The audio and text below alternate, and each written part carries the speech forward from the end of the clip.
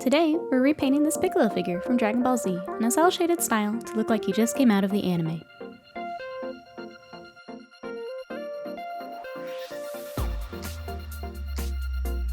After years of painting Warhammer being featured on the community page, I needed a new creative project to dive into.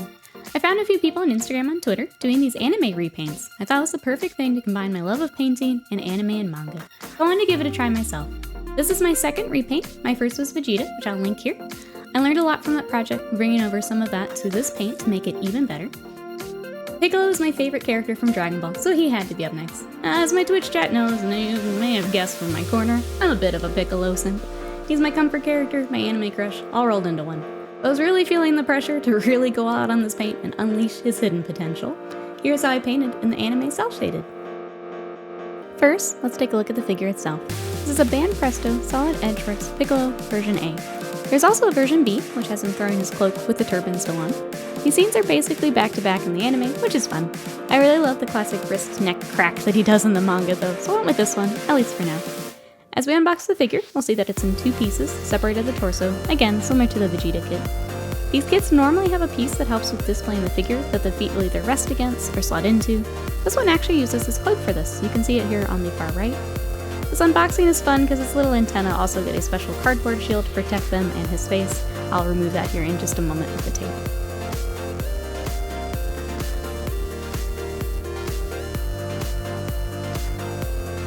Here he is all together, and then I mentioned that the foot will slot into the cloak here for display, so here it is with the cloak also. This one's a little tougher to get together at the waist too, but I'll mess with that a little bit later. At this point, I decided to gather some references for painting. As this is a very specific moment in the story, I track it down to get some screenshots. At this point, Piccolo is fighting Frieza in his second form after fusing with Nail.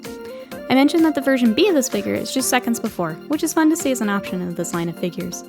I made sure to grab photos of the pose itself, a more zoomed out look at the outfit, skin tones in general, as well as grabbing a shot with the cloak on the ground for later. I note that it also has the blood spots with the purple markings, grab a back shot of it for reference as well.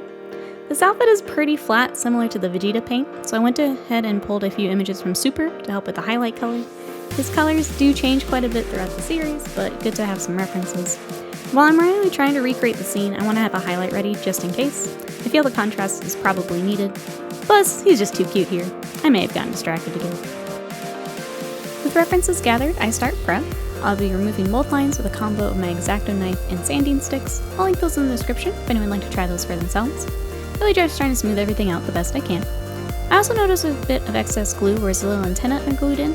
I don't see a lot of buildup that would need to be smoothed out, but I make a note of it as it is different than our first paint. I assume once it's primed it'll be fine, but I just want to keep an eye on it as I go. I'll be priming him similar to our previous paint for a full repaint in the starting point. Some painters do start with what comes on the figure as their base coats. I find it helpful to do the full repaint for touch-ups. Once I'm happy with cleanup, I go ahead and prime him in the Vallejo Surface Gray primer. I go with gray to keep our colors as true to the colors as I can, keep them bright for the cel-shaded look. I also decide to mask off the pink patches of skin on his arms. Someone on Reddit once called them his jelly beans. I've never been able to call them anything else. I have a feeling the green will be difficult to cover with pink, so it seems like a good move. We'll see how it goes. I'm using the Tamiya masking tape. I'll leave a description for that as well. With the smaller areas and really needing it to stay in place, I opt for it over the silly putty that we used in the last project.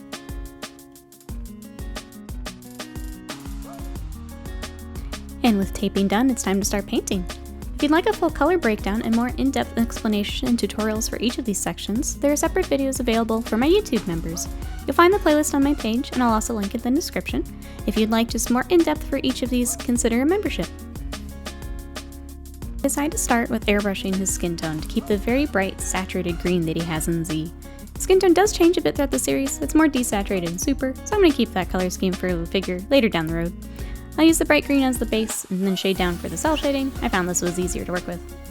I also started to realize just how much black lining is potentially ahead of me with these arms and all of this sculpted texture. After complaining a bit, I get to work on his shading. I started at his face, as I have an exact reference, but on the right side of his face, along his eyes and ears before moving down his neck and chest. Depending on how closely I decide to follow this reference, I try to decide if I'm going to have another color or not. For now, I just keep it as smooth as I can as I go. At this point, I also remove the tape so that I can start the jelly beans, so I can start to clean up around the sides and also to start to bring in the pink over our gray primer. Here I am starting the pink. I actually initially start with a color that is too light. You'll see that I change this later on, but for now I get this onto the model, as I know I'll be shading down, but this still ends up a bit too light for the highlight. I also start the red outline.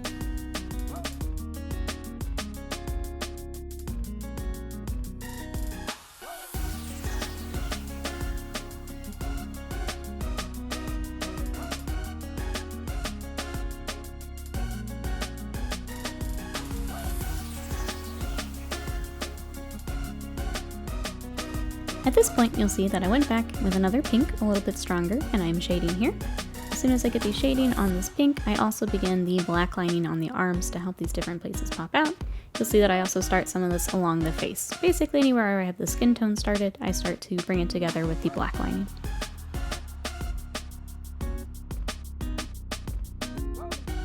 And here, you'll notice we have quite a jump. My first purple scheme does not work out. I wasn't happy with it.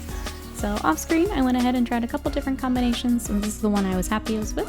So I decided to go ahead, rebase coat him, start the highlighting all over again. I'll leave the full process in the purple tutorial if anyone is interested to see what I did, thought process around that.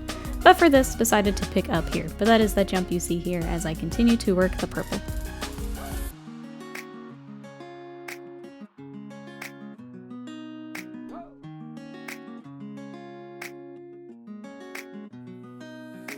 At this point, I'm much happier with the purple, so I go ahead and begin shading as well to bring the rest of the pants and the rest of the gi all together.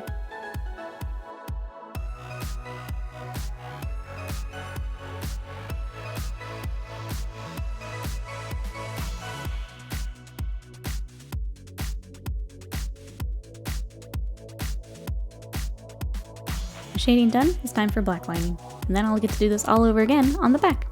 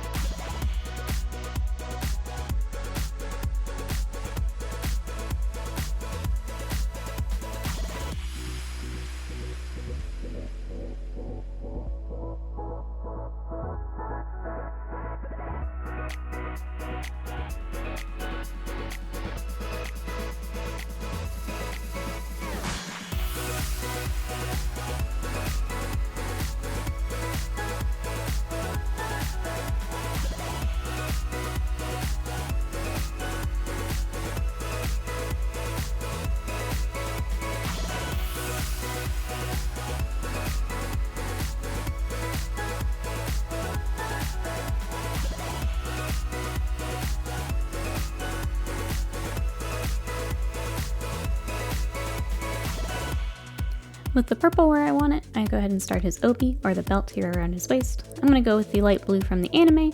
This does change a bit too. It's red in the manga, so depending on which you're painting, you look for the references for those.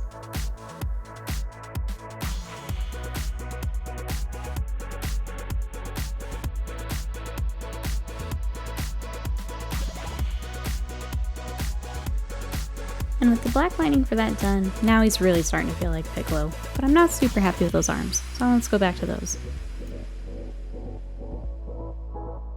I go back to his arms to really define his muscles. I decide against black lining every single little line, as I feel like it'll become too heavy. He's constantly training, we want his hard work to stand out.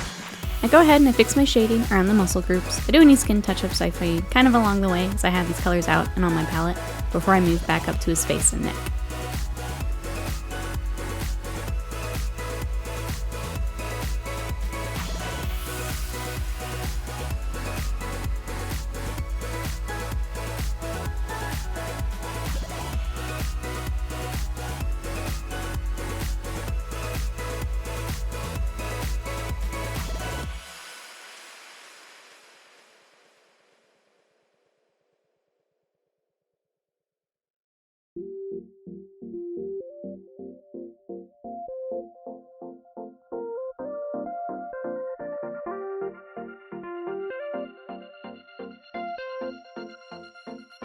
Going back to his face, I continue his eyes. Very, very carefully filling in with the white to keep his expression as close to the model and our references as I can. I also go ahead and get his nails while I've got my white paint out.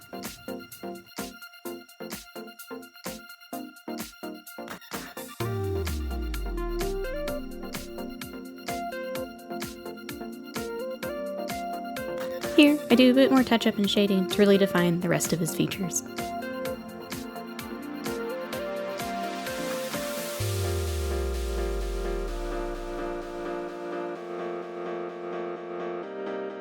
Now it's time to accessorize. For the cloak, I dived in with shading right off the bat. I cut this really hard line across what would be the top for the cel-shaded effect. Then I go ahead and deepen all the recesses before starting my highlights. This will also give black lining to tie the whole piece together and match Piccolo himself.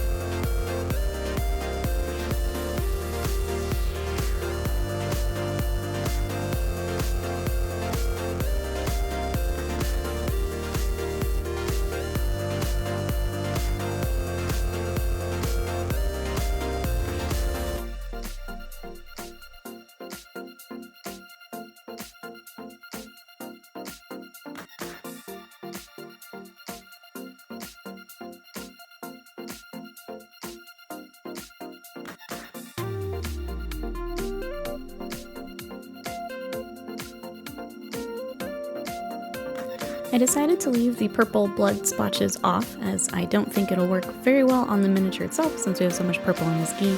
I do bring the purple into these little recesses here and highlight around them.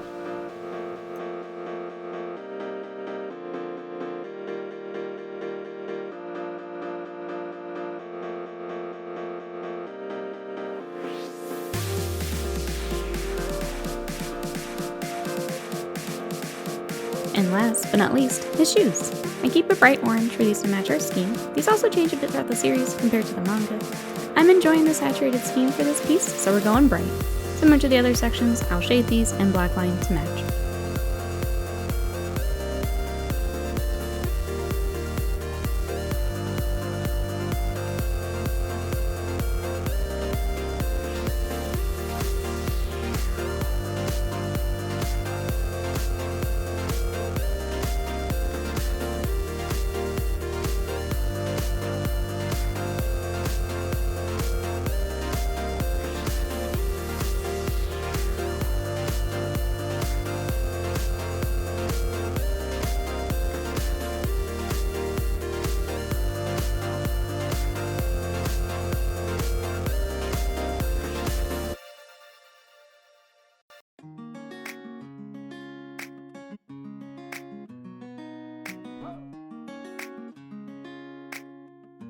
And after some final touches, here's Piccolo.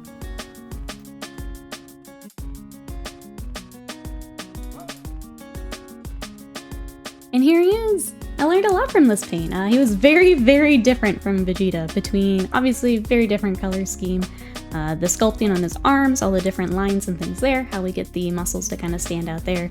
Getting head, neck figured out, very, very different with this sculpt, and kind of figuring out where that light source needs to hit for that to look right. Going forward, continuing to push the contrast, I think, is my next goal. Trying to strike that balance between how it looks in the anime, what works best for the figure. The contrast really helps the figures to pop, so I think kind of finding my style with where that is in between the two.